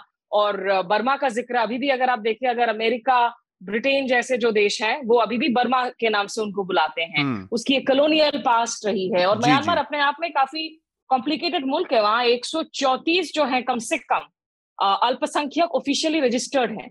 तो बहुत डिवाइडेड कंट्री भी है, उसमें एथनिक माइनॉरिटीज भी बहुत ज्यादा हैं। रोहिंग्या मुसलमानों को लेकर भी वहां पर जिस तरह से एक्सोडस रहा और सेना की वजह से भारी तादाद में, लाखों की तादाद में वहां पे रोहिंग्या मुस्लिम जो है वो डिस्प्लेस्ड हुए। इन सब के परिप्रेक्ष्य में अगर आप इस सेंटेंसिंग को देखें, जो इरावाडी न्यूज़पेपर है, मैं वो लिंक शेयर करूंगी आपके दर्शकों के साथ में, उसमें एक आर्टिकल है जिसमें डिटेल्स दिया गया है कि पहले भी जब एग्जीक्यूशन हुई थी, लेकिन अब जब 3 दशकों बाद ये एग्जीक्यूशन हो रहा है, पिछले फरवरी 2021 से लेकर अभी तक कम से कम 2000 लोग लगभग वहां मारे गए हैं, ऐसा बताया जा रहा है ह्यूमन राइट्स वॉच दूसरे संगठनों की तरफ से। कम से कम 15,000 से ज्यादा लोगों की गिरफ्तारी हुई है, जो लोग सड़क पर उतरे हैं प्रदर्शन करने के लिए, विरोध करने के लिए। और ये जिन लोगों को फांसी दी गई है, ये कुछ महीने पहले इनको गिरफ्तार किया गया था। 22 जुलाई को सबसे पहली बार जो है इनको अधिकार दिया गया अपने परिवार से बात करने के लिए वीडियो कॉन्फ्रेंसिंग के जरिए। और उस वक्त भी इनको ये पता नहीं था कि वो उनकी आखिरी बातचीत होगी, क्योंकि उसके बाद 25 तारीख को इनको फांसी दी जाती है। परिवार वालों को ना इसकी सूचना दी जाती है। वहां के जेल मैनुअल में ये कहा जाता है कि भाई परिवार वालों को आपको उसकी सूचना देनी पड़ेगी। परिवार वालों को ये अधिकार है कि वो आकर जो है उनके अवशेष वो आपसे मांगे। अगर वो नहीं ऐसा करते हैं, कोई डिमांड नहीं होती है, तब आप उसको जो है आप अपनी हिसाब से आप बेरी कर सकते हैं। यहाँ तक कि परिवार वालों ने जब पूछा कि भाई क्या इनको फांसी दे दी गई है, क्या इनकी मौत हो गई है, तो उनको ये कह दिया गया कि आप जाकर अखबारों में ढूंढे ये खबर आई है कि नहीं। वो एक कर्टसी तक नहीं एक्सटेंड किया गया कि आप परिवार वालों को कम से कम सूचित कर रहे हैं कि उनके अपनों की मौत हो गई है, आप उनके जो last Buddhist rights, funeral rights, वो आप कर सके। तो इसीलिए ये मामला बड़ा मतलब ह्यूमन राइट्स के मामले में भी जहां म्यांमार की काफी स्तर लो ही रही है, वहां उसमें और ज्यादा जो है वो लो चला जाता है। रही बात भारत की, तो देखिए भारत की हमेशा से जो पोजीशन रही है म्यांमार में वो अलग रही है अमेरिका, ब्रिटेन जैसे देशों से, क्योंकि भारत की सीमाएं सटी हुई हैं म्यांमार से। हमारे पूर्वोत्तर क्षेत्र में जो हमारे राज्य हैं उनकी सीमाएं भी हैं और उनकी अपनी एथनिक कल्चरल लिंकेजेस भी हैं जो बहुत ज्यादा गहरी हैं। और इन सब में भारत ने दरअसल अभी एक दिन पहले ही अरिंदम बागची जो विदेश मंत्रालय के प्रवक्ता हैं, उनको ये सवाल पूछा गया था, तो उन्होंने रिएक्शन में यही कहा कि हमने वी हैव नोटेड जो वहां पर हुआ है और उस पर गहरी चिंताएं भी जताई हैं और ये उम्मीद जताई कि म्यांमार में वापस से जो है लोकतांत्रिक प्रक्रिया की ओर वापस लौटने की कोशिशें की जाएंगी। लेकिन ये भारत हमेशा से कॉशियस रहा है और भारत का ये मानना रहा है। पहले भी जब अमेरिका वगैरह ने बहुत सैंक्शंस लगाए थे, प्रतिबंध लगाए थे, अतुल मुझे याद है निरुपमा राव मेनन उस वक्त विदेश सचिव हुआ करती थी, वो हमेशा कहती थी कि हमारी रेड लाइंस अलग होंगी उन देशों से जिनकी सीमाएं सटी हुई नहीं है। हमारे लिए इंसर्जेंसी, सेपरेटिज्म की प्रॉब्लम्स हैं जिसमें म्यांमार आर्मी की वक्त मतलब कभी कभी उनकी मदद की बात की जाती है, उन्होंने हेल्प किया है इंसर्जेंट्स को पकड़ने में, और इसीलिए हमारी जो संवेदनाएं हैं वो अलग हैं दूसरे देशों से। तो भारत इसीलिए जो है एक ट्रेड रोप, एक टाइट रोप वॉकिंग जरूर करता है म्यांमार को लेकर, जैसा कि वो काफी दूसरे देशों को लेकर भी करता है।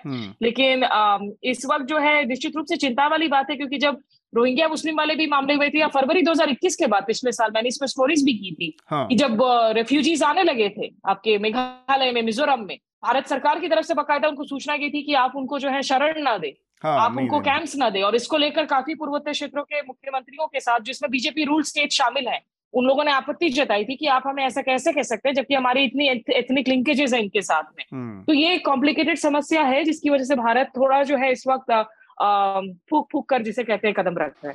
ठीक बात। एक तो चाइना के साथ जो रिश्ते हैं उसमें भी, उस लिहाज से भी म्यांमार के साथ रिश्ते महत्वपूर्ण हो जाते हैं, भले ही वहाँ पर लोकतंत्र की वो रिश्ते लोकतंत्र की कीमत पर हों। और दूसरा, हमारे नॉर्थ ईस्ट के अपने इलाके में बहुत सारी जो इंसर्जेंसी है या जो अनरेस्ट है, उसकी वजह से भी भारत की एक मजबूरी हो जाती है कि जो मिलिट्री जुंटा हो या जो भी बर्मा में हो, उसके साथ रिश्ते बाकी देशों के मुकाबले अलग तरीके से डिफाइन करें। एक बात जोड़ूंगी मैं यहाँ, ये जो चीन का जिक्र बार बार होता है ना, ये हमारे नेबरहुड में, इसमें कोई दो राय नहीं है। हम पर्ल ऑफ स्ट्रिंग्स की थियरी की बात करते हैं कि चीन हमें लामबंद करने की कोशिश कर रहा है, खासकर दक्षिण एशिया में पोर्ट्स बनाकर और तमाम एयरपोर्ट्स बनाकर। लेकिन इसका मतलब ये नहीं कि जब आप दुनिया के सबसे बड़े लोकतंत्र हो तो आप अपने लोकतांत्रिक मूल्यों पर जो है आप साफ साफ पोजीशंस ना लें। ऐसा नहीं है कि भाई अगर आपने वहां पर लोकतंत्र का समर्थन नहीं किया म्यांमार में, तो चीन जो है वहां से दूर रहने वाला है, या चीन जो है उससे आप बच जाएंगे। वो चीन है म्यांमार में, आप वहां पे एयरपोर्ट्स पर उतरे तो आप वो एयरपोर्ट्स को देखकर ही पता चल जाता है वो सारी चीन की बनाई हुई है। जियावाड़ी जो आपका जिसमें दरअसल आपको आरएसएस की शाखाएं नजर आती हैं, और वहां पर बहुत सारे ऐसी बड़ी भारतीय समुदाय हैं जिनको कॉलोनियल ईरा में, ब्रिटिश काल में दरअसल भारत से लेकर जाया गया था फार्मिंग वगैरह के लिए, कृषि के लिए। वहां पर वो समुदाय बन गई।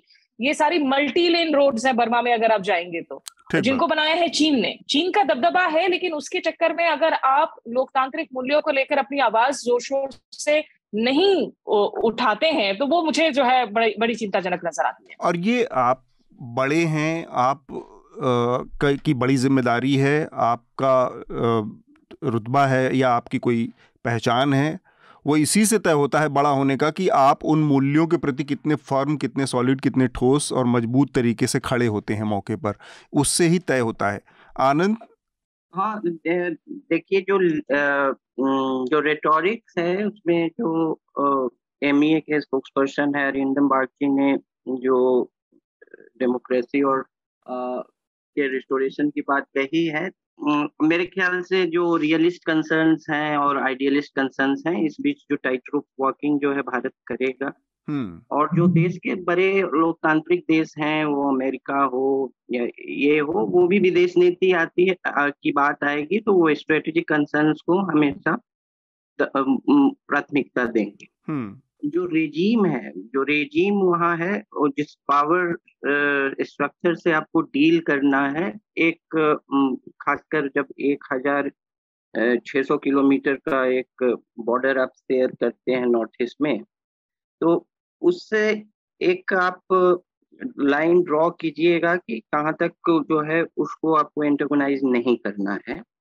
लेकिन कुछ आइडियल्स पे आप लिप सर्विस दीजिएगा, लेकिन रियलिस्ट के कंसर्न से उसको बैलेंस कीजिएगा। ये जो है विदेश नीति की एक तरह की एक जियोमेट्रिक पोजीशन है। मौजूदा जो हुंटा है और जो सैन्य शासन है वहाँ, उसमें मेरे ख्याल से इस जो कू हुआ है, ये जो तख्ता पलट है, इतना जोरदार जो है उसने पहले जो है रेजिस्टेंस नहीं देखा था इससे पहले का। जी। और उसमें एक थोड़ा अनसेटल्ड है, अननर्व्ड है, एक शक्ति प्रदर्शन की भी चाह है उसमें कि हालांकि इस प्रोसेस में वो कुछ जो है रेजिस्टेंस के हीरोज ही तैयार कर रहा है, लेकिन उसमें एक है कि जो एथनिक जो रेजिस्टेंस ग्रुप्स का समूह है, जो कि यह भी क्लेम करता है कि आधा जो म्यांमार है उस पर उसका प्रभाव जम चुका है। तो इसको एक संदेश, कड़ा संदेश देने का कुछ पनिशमेंट से, एग्जीक्यूशन से ये भी दिखता है। दूसरी बात है कि एशियान जो है, जो इसका म्यांमार भी एक मेंबर है और कंबोडिया जो है उसका प्रेजेंट चेयर है, उसने बहुत सख्त शब्दों में इसका विरोध किया है जी।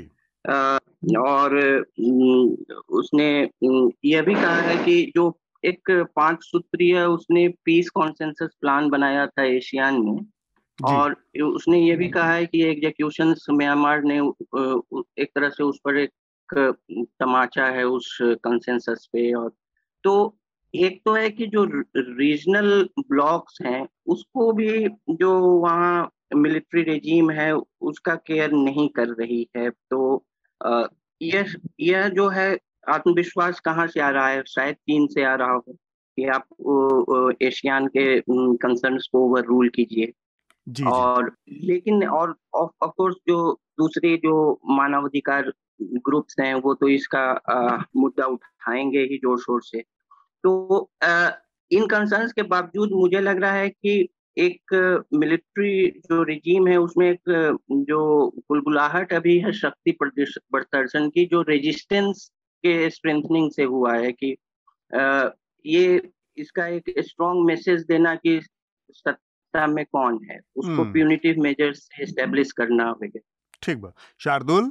देखिए, अधिकतर बातें आनंद और स्मिता ने बता दी हैं, लेकिन जैसा आनंद ने कहा कि पहले जो सेना का प्रतिरोध था वो अधिकतर अहिंसा वाला था, लेकिन पिछले साल से जब ये विरोध जारी हुए तो ये विरोध बढ़ते जा रहे हैं और ये सशस्त्र भी हैं। पीपल डिफेंस फोर्स लगातार अपने फ्लैश मॉब के रूप में सामने आती है, स्टेटमेंट देती है और इनके खिलाफ अब प्रतिरोध कर रही है। उसका कारण ये भी है कि वो बहुत लंबे समय तक, दशकों तक बर्मीज मिलिट्री का, म्यांमार की सेना का अत्याचार देख चुकी है। इसका आपको याद हो, रिकमेंडेशन एक इत्तेफाक से मैंने पिछले हफ्ते दिया था बीबीसी के रिपोर्ट का, जिसमें उन्होंने बहुत सारे अलग अलग सेना के लोगों से बात की थी और कई उसमें से पछता भी रहे थे कि हमने इतना अत्याचार किया। और सिविल वॉर लगातार देख चुकी है वहां की जनता, तो उसका विश्वास उठ चुका है, क्योंकि अंतरराष्ट्रीय तौर पर खंडन होता है लेकिन वहां की जनता पर कोई फर्क नहीं पड़ता। और यूएन के जो एनवॉय हैं उन्होंने बोला था सिक्योरिटी काउंसिल के कि अभी इन एग्जीक्यूशंस के बाद के सेना इससे जनता में डर बिठाने के लिए ऐसा कर रही है, क्योंकि उसने कभी इतने फ्रंट्स पे एक साथ लड़ाई नहीं लड़ी। अब तक वो दबाते थे, लोग दब जाते थे, लेकिन अब वो प्रतिरोध कर रहे हैं और ऑर्गेनाइज हो रहे हैं। तो सेना डर बिठाना चाह रही है लोगों में। म्यांमार का डर बिठाने के का जो जरिया है उसमें शार्दुल, वो मिलिट्री कोर्ट्स, सिविलियंस को लगातार मिलिट्री कोर्ट्स में ट्रायल दिया जा रहा है। कम से कम 115 लोगों को सेंटेंस दे दिया गया है डेथ का, स्टार्टिंग फ्रॉम जिनको अरेस्ट किया गया था 1 सालों में। और ये अब भारत में सोचिए, अगर आप हमारे सारे अगर सिविल केसेस जो हैं उनको अगर आप मिलिट्री कोर्ट्स में ट्राई करने लगे और उनकी कोई पब्लिक उसकी कोई जानकारी ना दी जाए तो निश्चित रूप से लोगों का आक्रोश और बढ़ेगा ही फिर। हाँ, और देखिए इसके साथ साथ क्या नहीं पता, जो इन 4 लोगों को जो सजाए मौत दी गई, मतलब सजाए मौत तो पहले ही दे दी गई थी, सजा पहले ही सुना दी गई थी, उसे कार्यवाही भी कर दिया गया।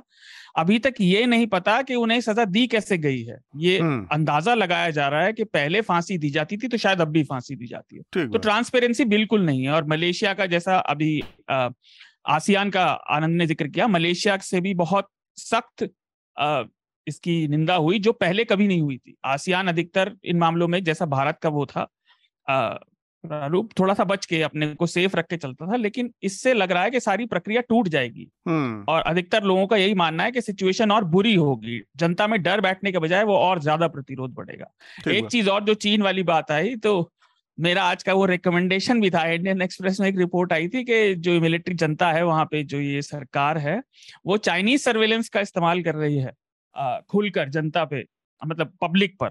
मिलिट्री जनता जब मैं कह रहा हूं तो वहां की मिलिट्री जनता नहीं, पब्लिक पे मॉनिटर करने के लिए और प्रतिरोध में लोगों को पहचानने के लिए फेशियल रिकग्निशन का इस्तेमाल कर रही है चीनी टेक्नोलॉजी का। तो ये सिचुएशन बुरी होती जा रही है और इसका कोई इलाज नहीं दिख रहा। वहाँ की हुंटा तो चीनी तकनीक का इस्तेमाल कर रही है, हमारी सरकार किस तकनीक का इस्तेमाल कर रही है? जो हमारे यहाँ कैमरास बढ़ रहे हैं, हमारे यहाँ कैमरास बढ़ रहे हैं। हमारे यहाँ तो ये भी खबर आई थी कि बहुत सारे लोगों के मोबाइल में वो पेगासस है, पता नहीं कौन इस्तेमाल कर रहा है। नो कमेंट्स अतुल, हाँ। नो कमेंट्स इस तो पर। एक तो मेरा तो बिल्कुल कोई नो कमेंट्स है।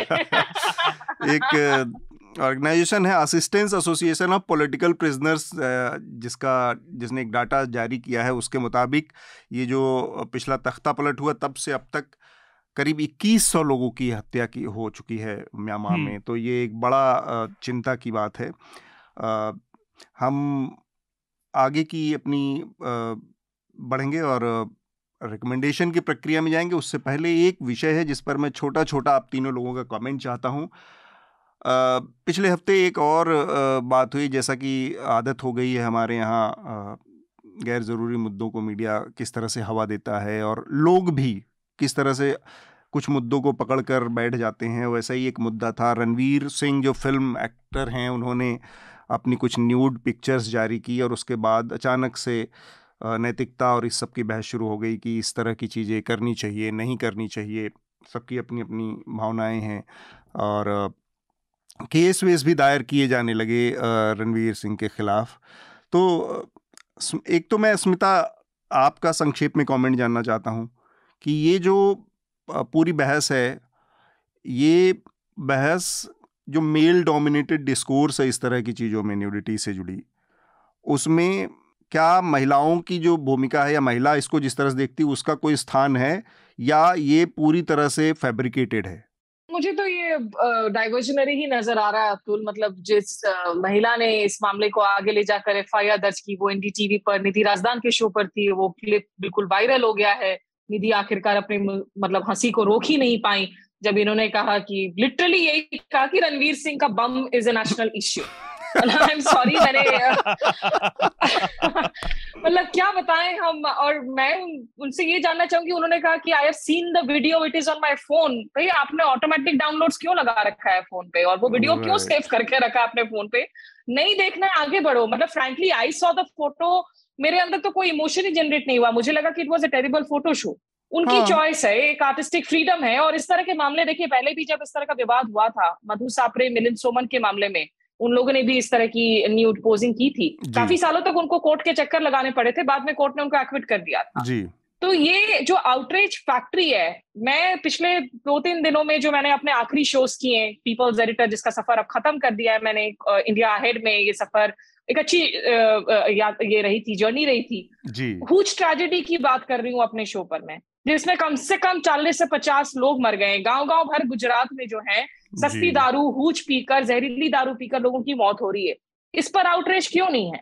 जो ये आंकड़े आ रहे हैं कि भाई सरकार लगातार सरकारी नौकरियों के वादे तो कर देती है, लेकिन 8 सालों में अगर आपके 22 करोड़ एप्लीकेंट्स में से 7 लाख नौकरियां बन रही हैं, क्या ये जरूरी कदम है गवर्नमेंट को लीन मशीनरी बनाने के लिए, या फिर ये हाथी के दांत टाइप आप खिलवाड़ कर रहे हैं लोगों के साथ में, खाने की कुछ और दिखाने की कुछ और? तो जो असली मामलों पर आउटरीच होनी चाहिए, हम आउटरीच फैक्ट्री बन गए हैं सिर्फ उटपटांग मुद्दों के लिए, ध्यान भटकाने के लिए। ठीक बात।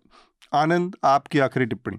ये तो जो ऑफेंस है ये इतना वेगली डिफाइंड है कि कौन इससे ऑफेंडेड हो जाए, ये इसको परिभाषित करना बड़ा मुश्किल है। लेकिन जो आईपीसी का 292 सेक्शन है जिसके अंतर्गत इन पर एफआईआर हुई है, तो ये भी इतना लूजली डिफाइंड है, जिसमें आप इसमें आज तक कोई संशोधन नहीं हुआ है, और इसका परिणाम ये है कि इसमें कुछ भी डाला जा सकता है। मैं देख रहा हूँ इसमें लिखा है Lashways appeals to prurient interests or tends to deprave or corrupt persons likely to read, see or hear the matter.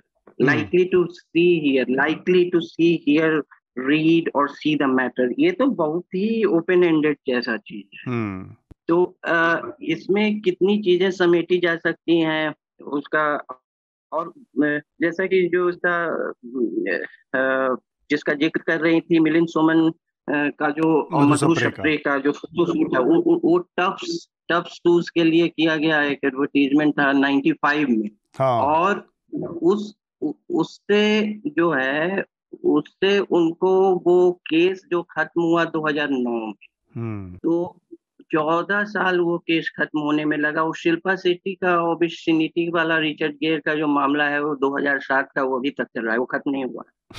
तो इसी तरह ये जो है पब्लिक मोरालिटी इतनी वेग चीज है।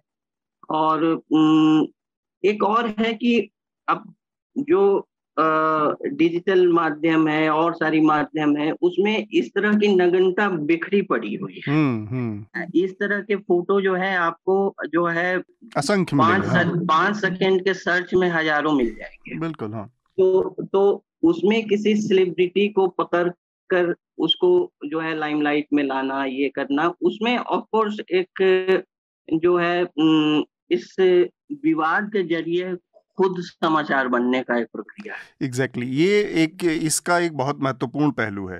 देखिए रणवीर सिंह जो है बड़े खुश होंगे, उनकी टीम को जो पीआर चाहिए थी वो मिल गई। बिल्कुल नहीं, ये जो डिजिटल मीडिया का जो फैलाव है या इंटरनेट की जो सुगमता है, एक्सेस है, इसने और इस पर जो वायरलिटी का एक वो है ना, लालच है लोगों को रातों रात स्टार बनने का, इसने अननेसेसरी ऐसे लोगों को बहुत हवा दी है या ऐसे लोगों को बहुत साहस बढ़ाया जिनके थोड़े से एक्सेस हो या जो थोड़े से स्मार्ट हो या थोड़े से महत्वाकांक्षी हो, तो वो इसका इस्तेमाल करके रातों रात हीरो बनने की, जैसे इन महिला को ही देखा जाए, अगर अननेसेसरी वो ऑफेंड होके घूम रही हैं, उनको समझ में नहीं आ रहा, उनके पास कोई लॉजिक भी बहुत ज़्यादा नहीं है, बस मैंने देखा और मुझे बहुत बुरा लगता है। अरे भाई, बहुत सारे विकल्प हैं, आप नहीं देखने का विकल्प आपके सामने है।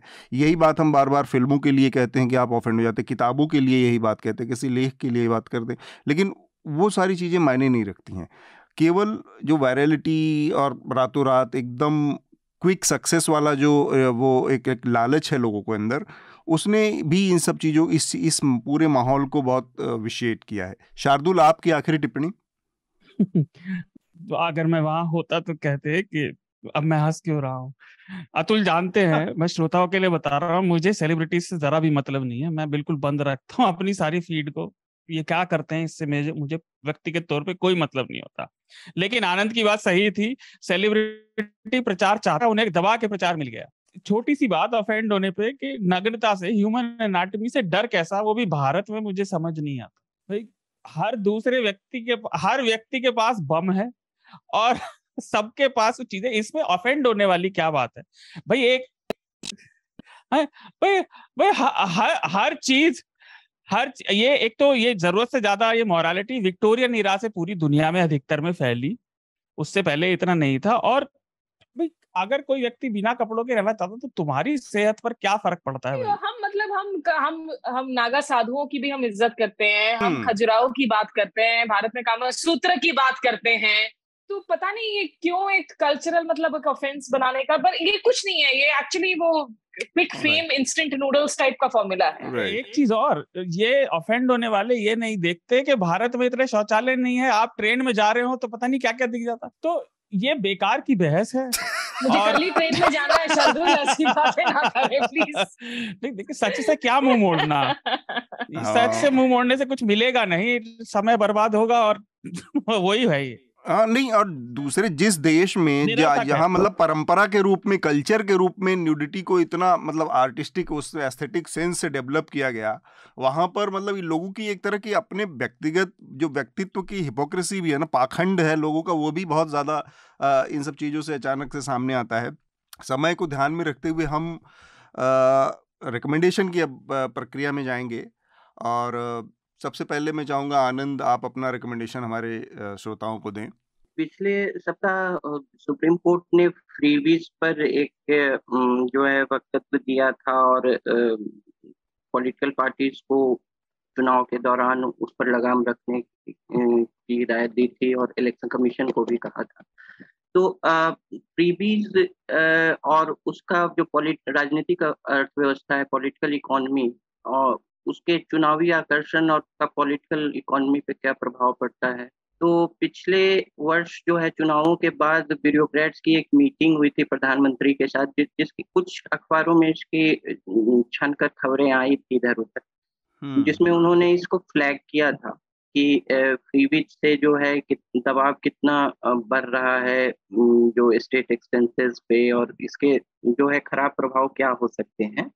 उसी संदर्भ में द हिंदू अखबार में जो आरबीआई के पूर्व गवर्नर थे, हमारे जाने माने civil servant, one of the most distinguish कर सकते हैं, और फाइनेंस सेक्रेटरी भी डी सुब्बा राव ने एक प्रशासक की दृष्टि से फ्रीबीज कल्चर पर एक लंबा लेख लिखा है। तो उसे पर ये एक प्रशासक के दृष्टिकोण से फ्रीबीज को कैसे देखा जाए, उसके क्या नकारात्मक पहलू हैं और उसका प्रबंधन राजनीतिक व्यवस्था में कैसे की जाए, उस पर एक अच्छा लेख है। दूसरा मेरा रिकमेंडेशन है एक 19वीं शताब्दी से जो भारतीय विदेश नीति पर जो नजरिया बना, उस समय के बौद्धिक वर्ग में जो थॉट लीडर्स थे, पॉलिटिशियंस थे या इंटेलेक्चुअल्स थे, बुद्धिजीवी थे या विदेश नीति में जो रुचि रखते थे, वर्ल्ड व्यू जो 19वीं शताब्दी से भारत का बना, वो उसमें म्यांमार भी था जो आज के चर्चा का विषय था।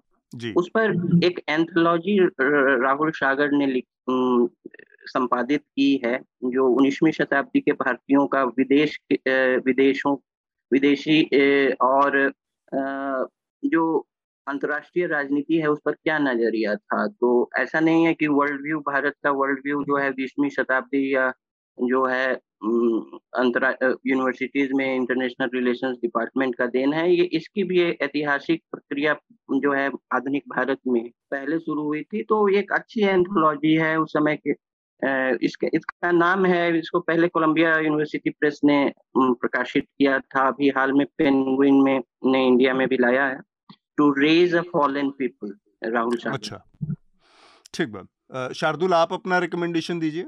जी, मेरे 3 रिकमेंडेशन हैं इस हफ्ते। पहला मैंने जिक्र किया था हेडलाइंस में, DW हिंदी की रिपोर्ट है कि बिजली गिरना कैसे एक बड़ी आपदा बन गई है और भारत में 750 लोग इस साल मारे जा चुके हैं।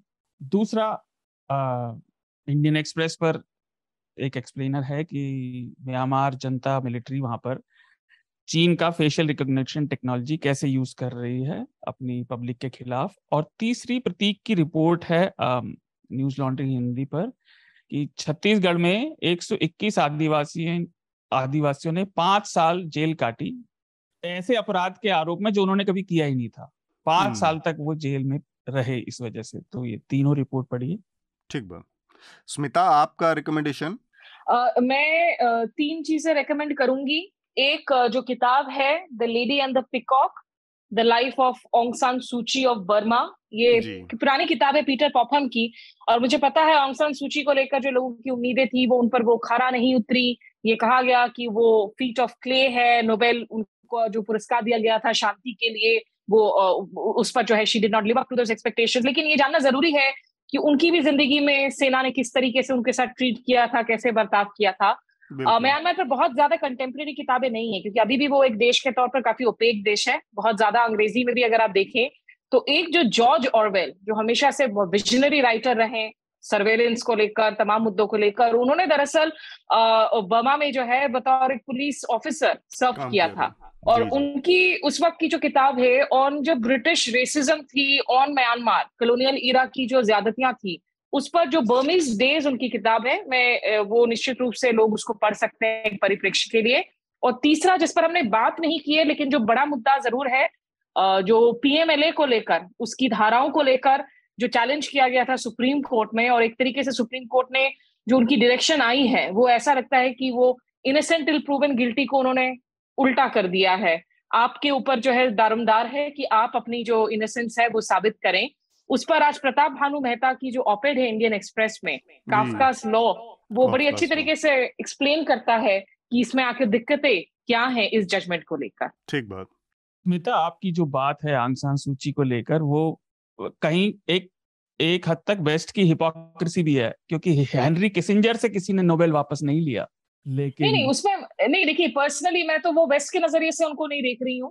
मतलब जो उम्मीदें थी, हालांकि उनकी हम मजबूरियों को भी समझते हैं, जिन सिचुएशन में वो ऑपरेट कर रही थी, क्या वो कुछ साल अगर वहां पर उनको अभी मिल जाता रुक कर, क्या वो सही में लोकतांत्रिक प्रणाली को मजबूत कर पाती या नहीं। लेकिन रोहिंग्या मुस्लिम्स के एक्सोडस के वक्त में जो उनकी जो खामोशी रही, जो उनका रुख रहा, वो निश्चित रूप से बेहद निराशाजनक रहा। लेकिन मुझे लगता है कि डेमोक्रेसी को मजबूत होने के लिए भी थोड़ा वक्त चाहिए था, और आंग सान सू की ने, मुझे लगता है कि एक टाइम के बाद, एक फ्रस्ट्रेशन के बाद, एक लंबी लड़ाई के बाद शायद वो फैसला किया था।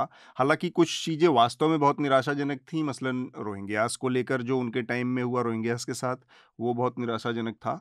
और डेमोक्रेसी को फिर भी मजबूत होने के लिए और उसके लिए समय चाहिए था, वो समय तो खैर मिला ही नहीं। तो बहुत सारे इफ और बट्स हैं उसमें, कई सारी कंडीशंस हैं, तो जिसके आधार पर हमें उनको तय करना चाहिए।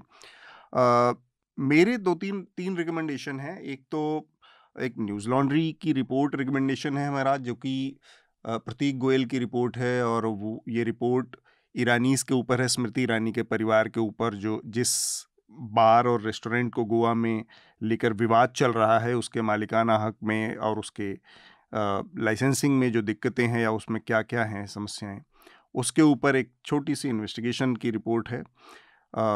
हिंदी अंग्रेज़ी दोनों न्यूज़ लॉन्ड्री पर आपको मिलेगी। एक ये रिकमेंड करूँगा मैं। दूसरा, नेटफ्लिक्स की एक डॉक्यूमेंट्री है, बुचर ऑफ दिल्ली, तो क्राइम सीरीज़ है ये। अगर लोगों को याद हो, मेरे ख्याल से जो स्मिता को याद होगा, 2006 से लेके 7-8 के बीच में लगातार एक के बाद एक तिहाड़ जेल की गेट के बाहर एक ही जगह पर एक सीरियल किलर, बुरारी हत्याकांड वाली आई थिंक जो बात थी। नो, बुरारी नहीं, मैं 2006, बुरारी वाला वो तो दूसरा बुरारी था, वाला दूसरा है। हाँ, जो तिहाड़ जेल के गेट नंबर 3 के सामने वो डेड बॉडी किल करके लाके डाल जाता था। बिल्कुल याद आया। तो वो उस टाइम पे क्या मीडिया सर्कस था वहाँ पे, कि 2 साल के अंदर में वहाँ 3-4 बॉडी वो डंप करके गया, और फिर बाद में उसकी पूरी कहानी कहाँ से वो बिहार तक जाती है और उसके और पुराने किस्से सामने हैं। तो बहुत ही एक चिलिंग डॉक्यूमेंट्री है वो, एक व्यक्ति की, एक सीरियल किलर की। और तीसरा मेरा रिकमेंडेशन है रणवीर सिंह के ऊपर। टाइम्स ऑफ इंडिया में एक ऑपेड आया कुछ दिन पहले, 2-3 दिन पहले ही, जो कि पारोमिता वोहरा ने लिखा है, और बहुत ही अच्छे तरीके से उन्होंने ये जो पूरी बहस है न्यूडिटी के इर्द गिर्द, जो मोरालिटी की बहस है, उसको बहुत अच्छे तरीके से उन्होंने एक्सप्लेन किया है, और इसकी का जो खोखलापन है पूरे बहस का, उसको उजागर किया है, हिपोक्रेसी को भी, खोखलेपन को भी, सारी चीज़ों को सामने रखा है। A naked man and the bare truth about morals. तो ये 3 मेरे रिकमेंडेशन हैं। इसके साथ ही हम अपनी आज की चर्चा को यहाँ पर रोकेंगे। स्मिता, आनंद, शार्दुल, आप तीनों का चर्चा में शामिल होने के लिए बहुत बहुत शुक्रिया। धन्यवाद। Thank you. न्यूज़ लॉन्ड्री के सभी पॉडकास्ट टिचर, iTunes और दूसरे पॉडकास्ट प्लेटफॉर्म पे उपलब्ध हैं। खबरों को विज्ञापन के दबाव से आजाद रखें, न्यूज़ लॉन्ड्री को सब्सक्राइब करें।